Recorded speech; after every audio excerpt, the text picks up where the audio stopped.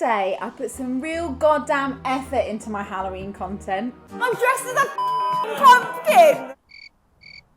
I have to say, I'm really chuffed with these ones. They're probably my favourite. Where's my strawberries?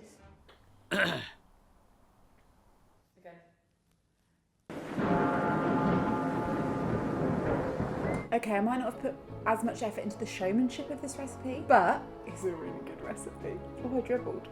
Let's make Guinness cupcakes with white chocolate ghosts. We're going to start with our wet ingredients. Melt together 125 grams of unsalted butter with 125 mils of Guinness. Allow it to cool to room temperature. Then in a jug, we're going to mix together 75 grams of sour cream, 2 teaspoons of vanilla, 1 large egg. Then it's time for the dry ingredients. 140 grams of self-raising flour, 50 grams of cocoa powder, 200 grams of soft brown sugar, 1 teaspoon of bicarbonate of soda. Mix your wet ingredients into your dry ingredients, and that's your cupcake batter done. Decant into muffin cases and bake in a preheated oven at 180 for 18 to 20 minutes until risen and springy. To make our little ghosts, we're going to simply melt some white chocolate over a bain-marie.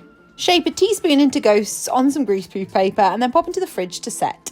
Once set, just use writing icing to add some faces. Then when our cupcakes are cool, we're going to pipe on some frosting and top with our ghosts. Spooktacular! Don't be scared to do this recipe. It's really, really good.